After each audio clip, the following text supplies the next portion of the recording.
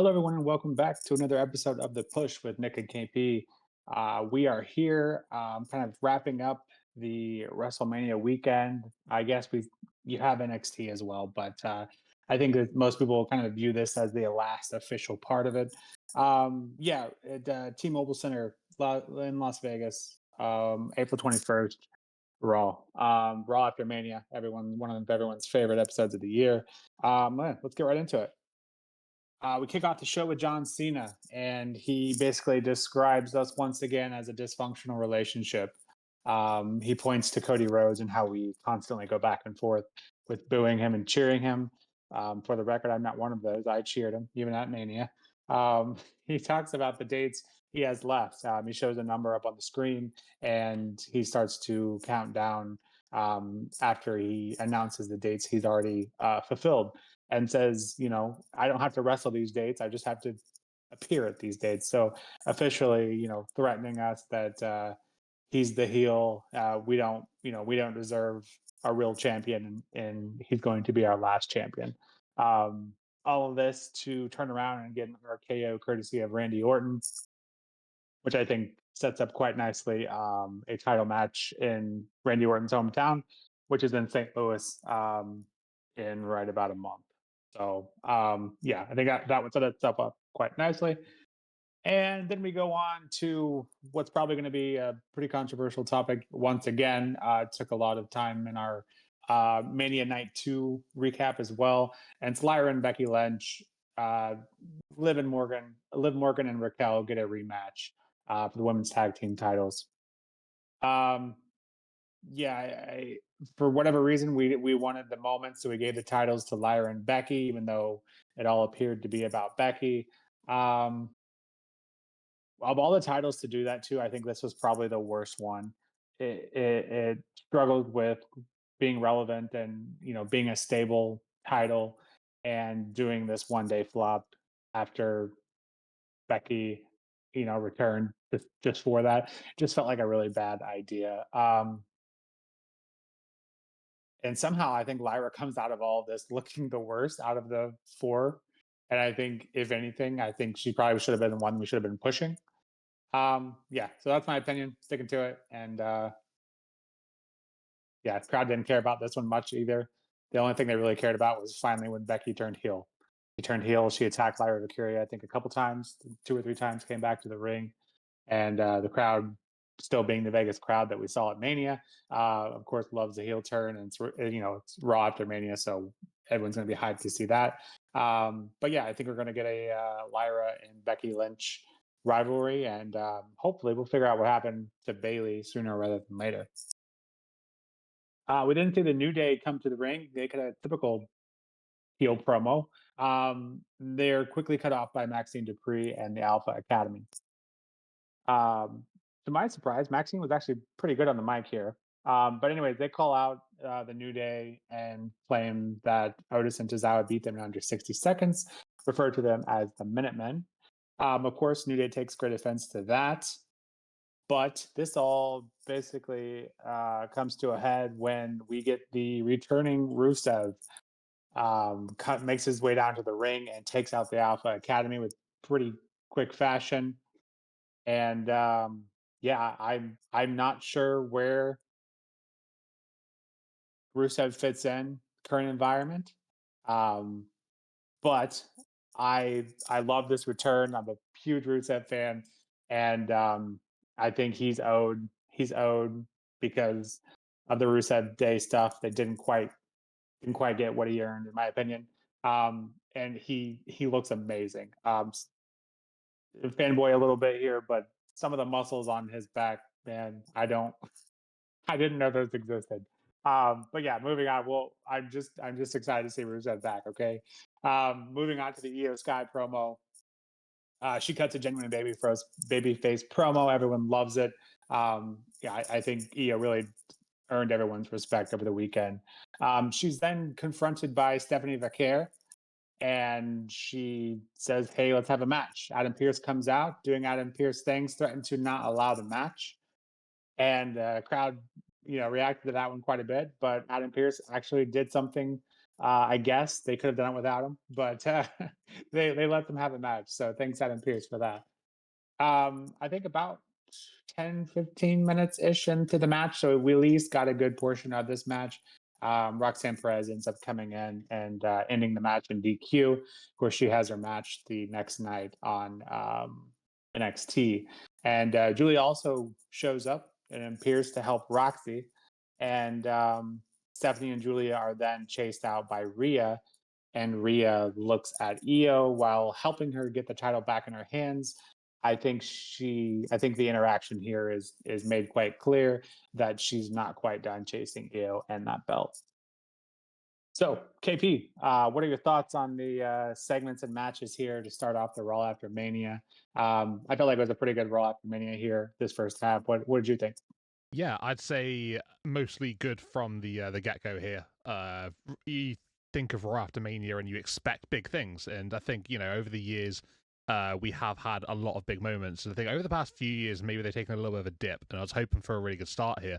The scene of the segment was great because I loved in particular the countdown of the dates, and it basically just like heightens the importance of each individual appearance that Cena's going to be making between now and the end of the year. So I think what would be really cool if we do see like in his entrances or like just after his entrance finishes, like we get like the current number before that show, and then it's sort of like just it ticks down one more because he's made another appearance. I quite liked it, but obviously going into his back of WrestleMania and what's going to be next for him, it's clear as day now it's going to be Randy Orton, which is something that we have possibly wanted another chapter of. It's been a long time.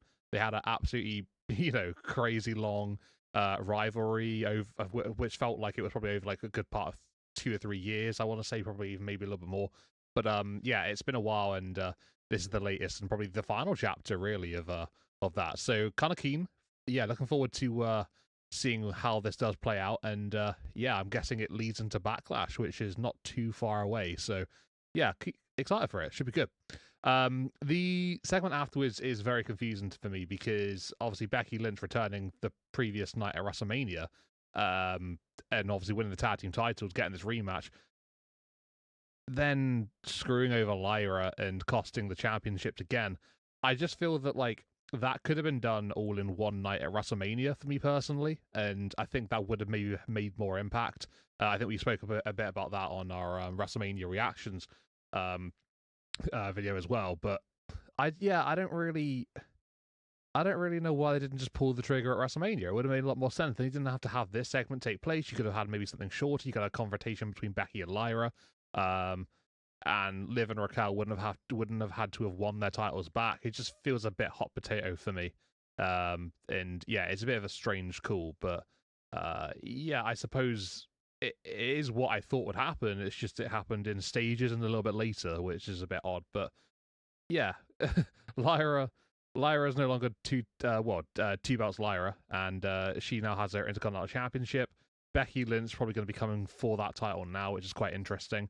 But yeah, keen to see how that one plays out, but just weird how they didn't just pull the trigger and do it all in one go. That would have been much better for me personally.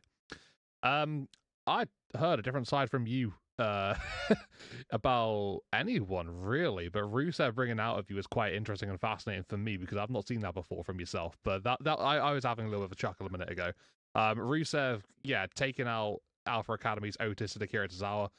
At first I thought that when he was coming down, he's going to have like some sort of like strange tag team partner, but turns out that he didn't really need that, and he just decimated the team himself. But yeah, New Day maybe sort of overshadowed their tag team championship win at WrestleMania in this particular segment, and but yeah, I mean this is a much bigger moment. So Rusev does look great. He looks dominant, and hopefully he will have a strong start to life on Raw. But welcome back, Rusev. It was good to see him in the ring again, and yeah, got my attention for sure.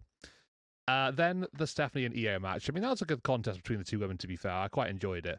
It was a shame, obviously, that, the disqualification happened, but I literally called, like, as soon as the match began, I was like, right, someone's getting involved here. Someone's going to interfere at the end. And, yeah, Roxanne Perez, I didn't actually, going into the match, I wasn't actually aware that the match was taking place between Roxy and Stephanie the night afterwards. So I'm not sure when that sort of took place, but yeah, I think Cole mentioned it on commentary, and I was like, wait, what? Okay, I didn't know that. So yeah, quite interesting for sure. But yeah, what a match between the two women up until it got got the no contest, whatever disqualification, whichever you want to call it.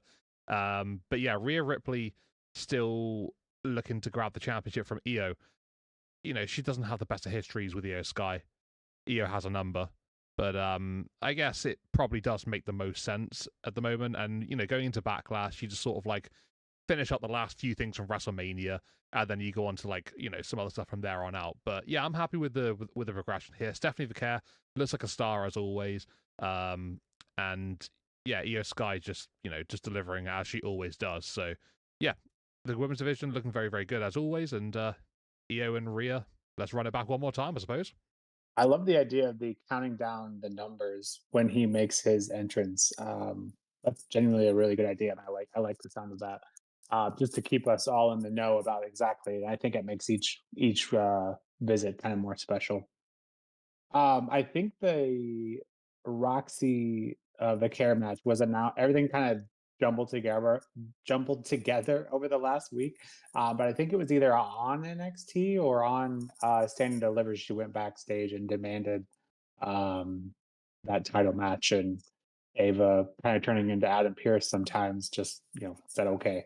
So or actually it might have been Stephanie that accepted it, and then Ava was like, yeah, okay, whatever. But anyways, yeah. Well, we could talk about that more on the NXT recap. But without further ado, let's move on to probably, I'm assuming, KP's favorite segment on its face. But I'm actually really excited to hear your reaction to this because we certainly what will be at the best a mixed bag for you. Jay promo here, and he basically we see a video of his coming up and earning a spot here, and from his childhood, how he was born into wrestling and all that. Um, and then yeah, just celebrating in the ring, and he is joined by none other than Sami Zayn.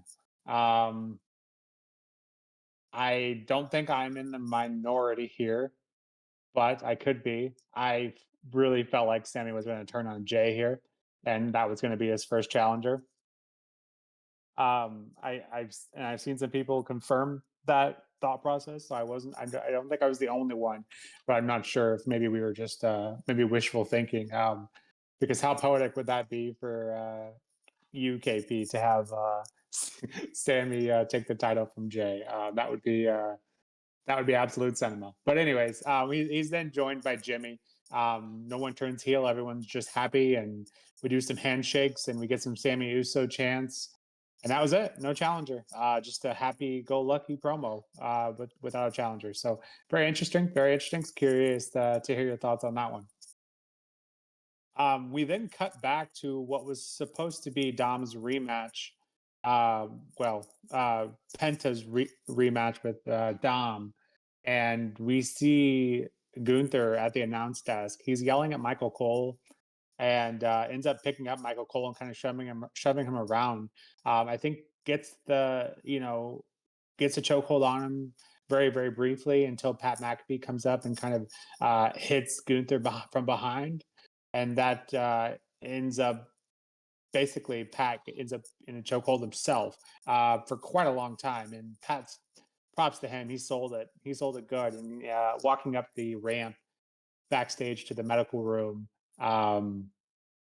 Yeah, he really sold that. He was in a lot of pain. Um, Michael Cole is then seen to tell Pierce, this can't keep happening. We need to take care of this. We need to be able to do our jobs." And Michael Cole, like the goat that he is, goes back to the commentary desk and is joined by Joe Tessitore. And yeah, that's a very interesting angle. I'm curious to see what they're going to do with that. Um, I don't think Cole is going to do, or excuse me, I don't think Pat's going to do anything with it in terms of wrestling. At least I hope not, especially against Gunther. That would be super. That would be absolutely unnecessary. But I think maybe they'll have they'll find a way to kind of have someone stick up for them. It's just a matter of who is what I'm kind of thinking that's going. But yeah, we'll find out. Then we get the Dom and Penta kind of rematch from Mania for the IC title. And unfortunately, Penta loses this one and felt like a, you know, it seems like he's kind of losing a bit of momentum lately. Lost a couple matches now over the last few weeks. But it was due to interference. It was due to JD McDonough returning, and Fenn wasn't aware. And we see a couple teases on this throughout the night. Um, yeah, give us the breakup of the Judgment Day, or at the very least, give us Fenn outside of the Judgment Day, going back to a single star. I think we can all agree on that. It feels like it's been years since we've been talking about this breakup. So let's go ahead and do that. And yeah, we get to the main event. It's a Seth Rollins and Paul Heyman. I think everyone wants some answers here. But as soon as they get down to the ring, CM Punk interrupts, and then they are shortly after joined by Roman Reigns, and both of them put hands on Heyman. And then we see a hooded figure come in the ring and give a pretty brutal spear to Roman, and it ends up being Braun Breaker. Um, this segment was incredible. I think I was worried because they showed the credits, the Nevada credits logo there towards the end, but there was still like I think 4 or 5 more minutes left of the show, and I think that was before Braun showed up, and so I was kind of nervous that they were just going to end it with the brawl of those three guys in the ring again. But they completely turned that on its head. Braun Breaker, a part of this faction with Paul Heyman and Seth Rollins. Um, I think I made it pretty obvious. I'm a huge Seth Rollins fan, but Braun Breaker especially, I love everything that he does, and I have been singing his praises for months now. So to have these two guys under Paul Heyman, I think the rest of the roster is in big trouble. So curious to see, and what a statement leaving Punk and Rollins in the ring like that. So KP, what were your thoughts on the second half of Raw? I think it definitely left some marks on us for sure that will absolutely have changed the landscape for the foreseeable future. What are your thoughts here? Yeah, I mean, a lot happened. Obviously you've got the first segment there with um, three guys in the ring who are having a happy moment and celebrating, and that's great. Cool. Then you've got Gunter laying out Pat McAfee, trying to go after Michael Cole originally because of the comments that you made about Gunter, and I suppose I guess be careful of how you're speaking to the world champion. I suppose in a way Gunther shouldn't be doing anything to the commentators anyway, and I get that completely. But I suppose don't aggravate him. Don't poke the bear, I guess you could say. Is probably the main thing to take from this. But to be fair, Cole didn't say anything wrong. He said everything that was true and facts. So yeah, I guess maybe Gunter going on this crazy sort of violent, out of control arc, I suppose, that he could be going down here could be quite interesting. And seeing how he sort of like acts in the following weeks, maybe he's told to calm it down a bit. Maybe he just keeps attacking people because why not? I don't know. But he seems to be spiraling out, and that could make for a very compelling and interesting Gunter. And I'm looking forward to seeing what happens next. JD McDonough coming back was a great surprise. Didn't expect that, to be honest. It was sort of one of those things that I think maybe had gone over my head, and I just forgot to even consider him as part of the Judgment Day anymore because it had been a little while, which is unfair because I like the work of JD and I think he does a great job. But yeah, Dom, getting already a title defense under his belt, which is quite crazy. This will be the night after WrestleMania, where he won it. Yeah, I mean, Penta didn't exactly suffer from taking the L here. I don't think, because obviously because of the the interference and stuff. I think is absolutely fair, and that's fine. But yeah, you mentioned it, with Finn Balor and the potential breakup between himself and the rest of Judgment Day. I'm keen. I want it to happen at some point, and it looks like that's the road they're going down because it looks like Finn had no idea JD was coming back, and this was all planned between hush hush between the few of them, maybe outside of Balor knowing that, but Yeah, I enjoyed it. I thought it was good. It was a nice way to kick things off with Dom for his title reign, and just at the expense of Penta didn't make him look bad or anything. So yeah, I think it was a pretty good segment, to be honest with you. I couldn't really fault it. But that main event was crazy though, right? Um, obviously we were going to get some backlash from Seth and Heyman with Punk and Roman. Who I think we all expected that. But maybe something we didn't expect was obviously the arrival of Bron Breakker on the scene, and that shocked me in particularly because I think he's absolutely perfect for this role. He's so well suited for it. Is Bron the best on the mic? Well, no.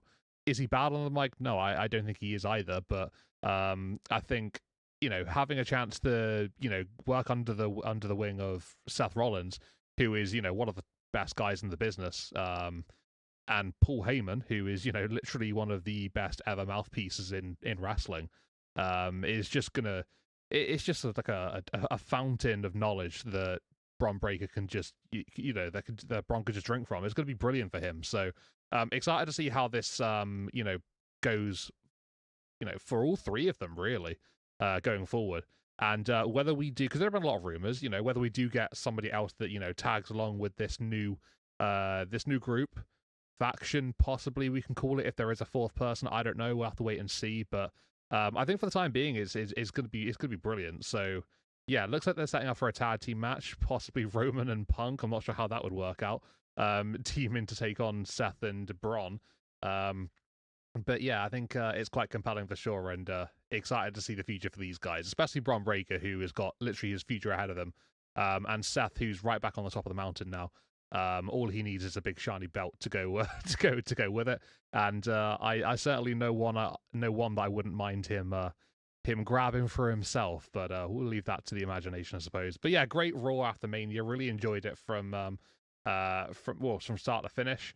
Don't really have much to say that's bad about it, but it was nice to have a Raw after Mania that felt like a Raw after Mania. In recent years, that hasn't been the case, but this is good. I enjoyed it, and definitely an improvement on recent years for sure. As a overall sort of take on this one, probably would give it an 8.5 out of 10. Just because it just felt like WrestleMania's done. We got a little bit still to cover.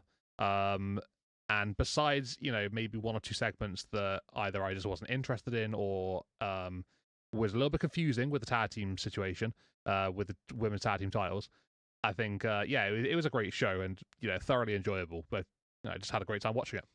Yeah, that's not quite the reaction I was looking for, and you know exactly what I'm talking about. But we'll move on. Yeah, it was a great role. It entertained us, and that moment at the end, similar to the night one of Mania, um, me personally just left my jaw on the floor. A few nice surprises, and a title change, whether it be one we agree with or not, still a title change, and a couple defenses. So yeah, some brand new angles being introduced. That's always one of my favorite things, times after Mania, simply because we get something new, and we get some things brewing. So yeah, overall, I would give it a 9 out of 10, just because I think for the returns and the new faction alone, I think that we saw the care and iyosky. Yeah, it was a great Raw after Mania, and I think SmackDown after Mania doesn't ever get quite the hype as Raw does, but hopefully we're in for a few more surprises come Friday. But with that, this has been the basically the end of the Raw Mania weekend. Again, still have NXT to go over to officially announce that, but this is largely in part, I think, what most consider the end. So yeah, it's been a lot. We've put a lot of content out there over the last couple of days, and we'll get back to our normal schedule here the next few weeks. But with that, this has been the push with Nick and KP. And if you have any thoughts or disagreements with us and what we put out there for this video, let us know in the comments below. Otherwise, we'll see you next time. Take care.